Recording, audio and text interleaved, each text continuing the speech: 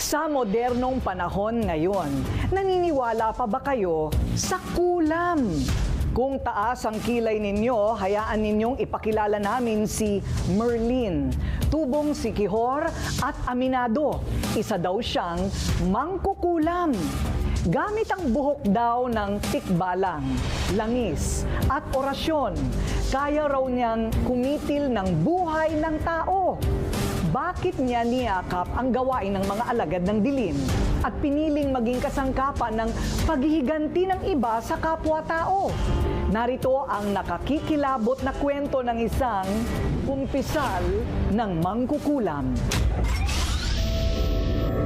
Ang kanilang kaluluwa sinusunog na sa impyerno dahil sa mga gawaing kahindik-hindik sa kapwa.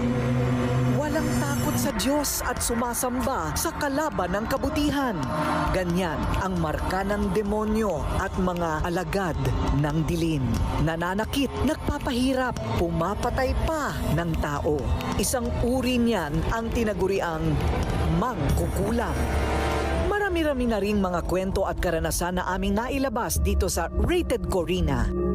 Ang ibang self-confessed mangkukulam, minana daw sa kanilang angkan. Ang ilan naman, inaral para pagkakitaan. Pero mayroon ding naging mangkukulam dahil gustong pumatay at gamitin ito para sa personal na kagustuhan.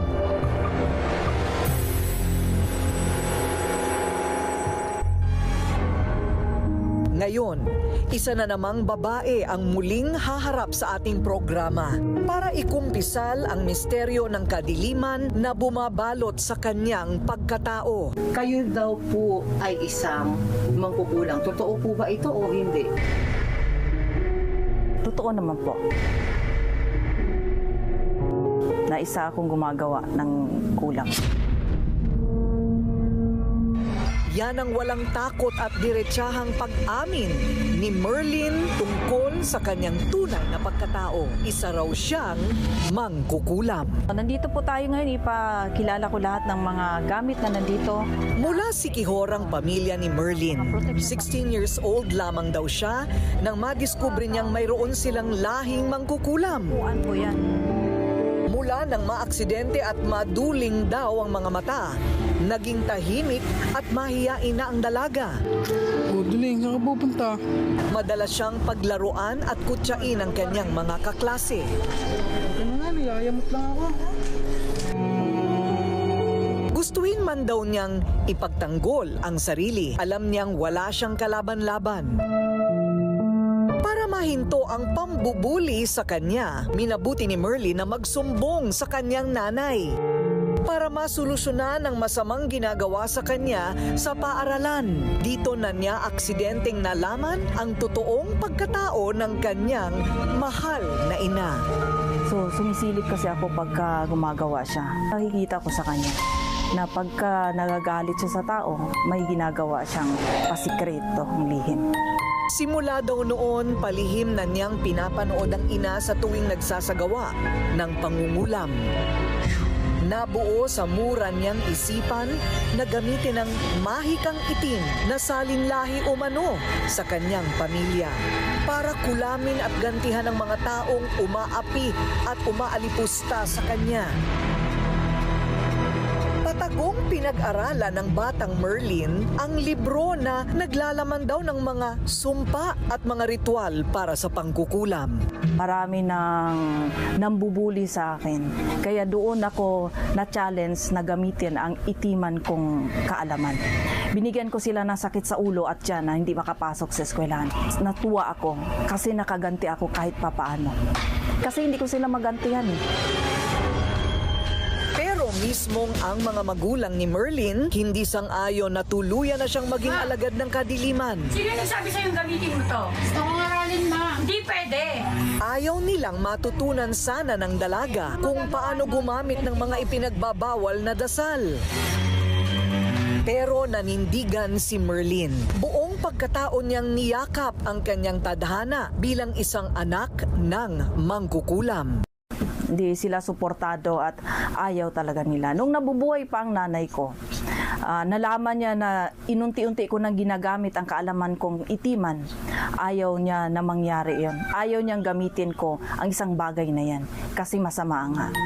Yun, ipinaglalaban ko naman na, ma, kailangan kong gawin to kasi ako'y naaapi.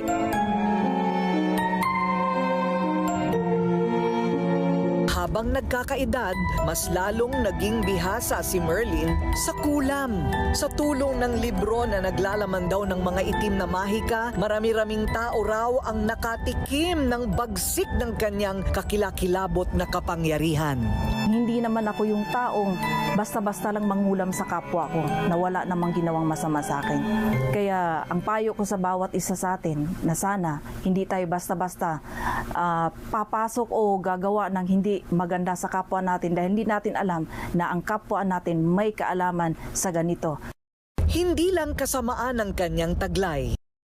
May kakayahan din umano siyang makapaggamot at makapagpagaling ng mga may sakit.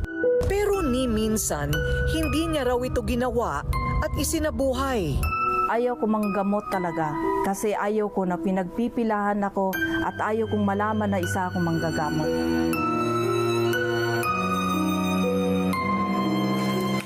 Wala ka nangyari sa'yo! Mga kapitbahay! Inaatake po ang aking sawa! Tulong po! Tulong!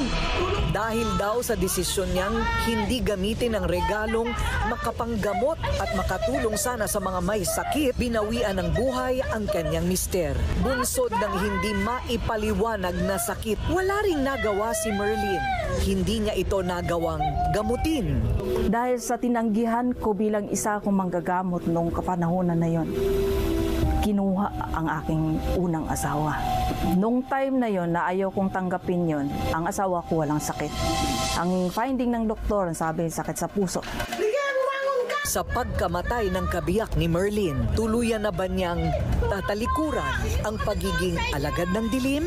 Handa na ba siyang talikuran ang tunay na pagkatao ng kanyang pamilya na may lahing mga mangkukulam? Ang kanyang iba pang revelasyon sa pagbabalik ng Rated Corina.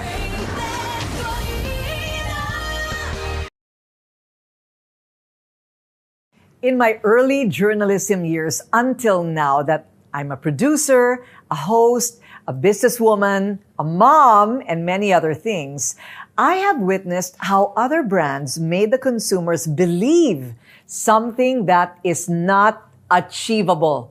Believe me, I tried it myself. I've seen disappointments, I've seen complaints, I've seen how so many of these false promises ruined people's lives. Skin Pro is different because it only uses honest formulations, real active ingredients, the right dosage, no more, no less. That's why we call this soap a soap with integrity. Honest results from Kojic, papain, glutathione, and Himalayan pink salt, all in one beauty bar. Triple or even quadruple whitening and brightening, moisturizing, exfoliating, rejuvenating properties. Isn't it the perfect soap? Skin Pro is the real deal. It has everything significant and scientifically proven effective to address all of your skin concerns. I'm Corina Sanchez Rojas, and I chose this soap with integrity. Skin Pro.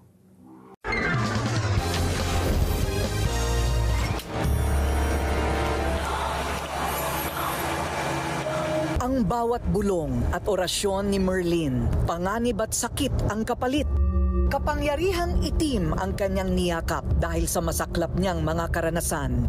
Pinagtuunan ang kakayahang bigay ng mga kampon ng kadiliman. Ang paggamot ng mga karamdaman sa kanya rin ay ibinigay, pero imbis na gamitin para makatulong, ito'y kanyang ipinagkibit balikat lang. Nang magkasakit ang mister, niya nagawang pagalingin ang kabiyak, kaya tuluyan nang namatay. Pagsisisi na habang buhay niyang dadalhin. Ang sitwasyong ito ang nagtulak kay Merlin para ilantad sa publiko ang kanyang tunay na pagkatao. Imbis na mangkukulam, sinabi niya sa lahat na siya'y isang manggagamot. Nag-post ako sa social media na manggagamot ako. Ang daming nagpagamot sa akin, iba-ibang bansa. Napapagaling ko sila kahit sa online healing. Doon ako lumuhod. Ang sabi ko, Panginoon, ito ba talaga ang linya ko? Kung ito talaga gagampanan ko, ang tungkulin ko, wala lang mabawasang muli sa aking mahal sa buhay. Pero hindi naging madali ang pagbabagong buhay ni Merlin. Isang araw, may taong lumapit sa kanya hindi para magpagamot, kundi para raw pumatay ng tao gamit ang kanyang pangungulam. Sa takot na tanggihan at muling may mangyaring masama sa kanyang pamilya, pumayag si Merlin. Ang taong humingi ng serbisyo ni Merlin, paghihiganti ang gusto. May anak daw kasi na biktima ng panggagahasa at ang sospek mayaman at makapangyarihang lalaki. Lumapit sa akin, ay gusto niya patayin ang isang tao. Kahit ipapulis o anuman nila, walang hustisya kasi nananalo pa rin yung mayaman. So, yun na lang ang paraan na ginagawa nila. Ang iba naman, kabit ng kanilang asawa. Tinitimbang ko kung karapat dapat bang tanggapin itong bagay na ito na pagkitil ng buhay ng isang tao. Sa bilang ni Merlin, umabot na sa 20 katao ang kanyang dinasalan at inorasyonan para pahirapan. 10 sa kanila namatay. Pero paglilinaw niya, bawat kliyente na gustong magpahirap at magpapatay gamit ang kulam, masusi niya munang umanong pinag-aaralan. Hindi raw lahat kanyang pinagbigyan. Sabi niya, asawa ito. So, ilan anak nito? Marami. So, pasensya ka na. Kahit milyon pa ibayad mo sa akin, oo, mukha akong pera. Pero sa pamagitan ng ganyan, ang aking ritual ay for the good, hindi for the bad. Hindi rin daw pare-pareho ang bilis ng epekto ng kanyang kulam. May proseso kasing pinagdadaanan. Hindi yan shoot to kill, na pagbaril mo sa isang tao, patay agad. Maaring agaran, maaring weeks. Kasi iba-iba ang karga ng tao. Halimbawa, isang taong binirahan ko o tinigalpo ko o inorasyonan ko, maaring wala siyang kaalaman, maaring wala siyang karga sa katawan o proteksyon, ngayon din tatalab yan. Hindi biro ang pagpatay ng tao gamit ang kulam. Kaya hindi rin daw basta-basta ang halagang sinisingil niya sa bawat kliyente niya. Naglalaro daw ang presyo mula 100,000 pesos pataas. Ang bayad sa akin pagdating sa good job natin, alam na natin yun, big sabihin nun, ay depende yan sa pinag-usapan natin. Pinag-usapan namin ng kliyente kung bibigyan niya ako ng more than 100 or mas pa hanggang sa matupad yung kahilingan niya. Binibigyan din nila ako ng konting pabuya or mga regalo like mga diamante, mga alahas. Bilang tao at isang Katoliko, aminado si Merlin na pinagsisisihan niya lahat ng kanyang kasalanan at kamalian, lalo na sa mga biktima ng itim niyang salamangka. Natatakot daw siya sa balik ng karma. Nagsisisi ako na nakagawa ako ng hindi maganda sa kapwa. Pero wala na akong choice kasi ito na yung linya ko. Ilang beses ko na rin itong tinigil. Naniniwala naman ako sa karma. Pero ang sa side ko kung bakit ko ginagawa yung kulam na ito sa tao, kasi tao lang din ang gumagawa ng hakbang kung bakit ako nakagawa ng kulam sa kapwa ko. Sa kasalukuyan, nakatuon si Merlin sa panggagamot sa kanilang lugar sa General Trias, Cavite. Tuwing Martes at Biyernes ang schedule ng kanyang gamutan. Ipinakita pa ni Merlin sa Rated Corina ang paraan niya ng panggagamot gamit ang ritual na natutunan mula sa libro ng mga karunungang itim at ng kanyang mahiwagang tungkod na tagtad ng mga orasyon. Okay na ngayon? Di na malamig? Nangihinig ka pa rin? Umiinit na po konti. Init pero na? malamig Okay ako na. ngayon, sobrang lamig eh. Ngayon okay na, normal na. Paparusahan siya na Pagkatapos ng gamutan, isang lalaki na tumangging humarap sa kamera, hindi siya magpapagamot. Ang sadya niya, ipakulam ang taong matagal na umanong hindi nakakapagbayad sa kanya ng utang. Pagbibigyan kaya ito ni Merlin kapalit ng malaking kikitain. hindi naman masyadong masama ang tatrabaho o paggawa niya, kundi bigyan na ng leksyon yung taong nangutang sa kanya. So, tatanggapin ko yung ipapatrabaho niya sa akin. May bago ng asawa ngayon si Merlin at tanggap ang kanyang nakaraan. Ipinagtapat na rin niya sa kanyang mga anak ang kanyang totoong katauhan na siya'y minsang naging mangkukulam. Gusto niyang sundan ang yapak ng ina pero sa pagkakataong ito bilang manggagamot at hindi na mangkukulam. Mama, okay lang ba sa'yo tinatawag ka na witch? Ayun, sabi ko, nak, ito naman talaga ang linya ko. Pinagtapat ko sa kanila. Proud naman ako sa kanya talaga. Magaling talaga si mga gamot. Natakot niya ako sa kanya minsan kasi minsan pag magalit, hindi natin alam. Normal lang para sa akin. Nasasanay na rin ako eh. Sa mga TV, ginagawang nakakatakot yung mangkukulap. Eh di nila alam na ano lang yun. Parang traps lang din. Marami din kasi nakakasalubungan na eh. May sakit, maraming nararamdaman. Parang gusto ko lang din tumulong. Kung ano man daw ang maging pagtingin ng tao kay Merlin, matapos niyang umamin at magkumpisal ng kanyang kontrobersyal na buhay, hindi na raw ito ang mahalaga para sa kanya. Kahit nakakakilabot ang kanyang nakaraan, importante na ngayon ay nasa tama na siyang daan. Mayroong buhay na makabuluhan at hindi para ilaan ito sa kadiliman.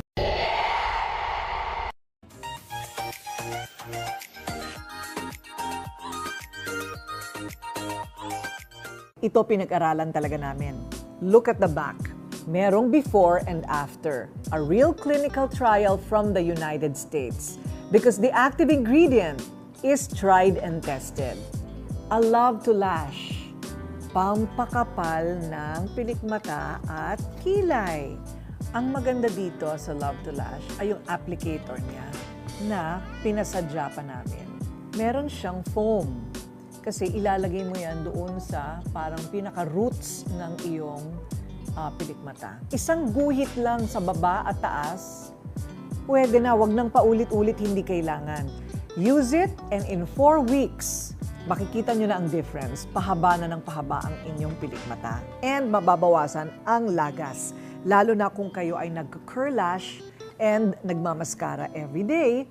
The only one in the market with a clinical trial, tried and tested, A Love to Lash.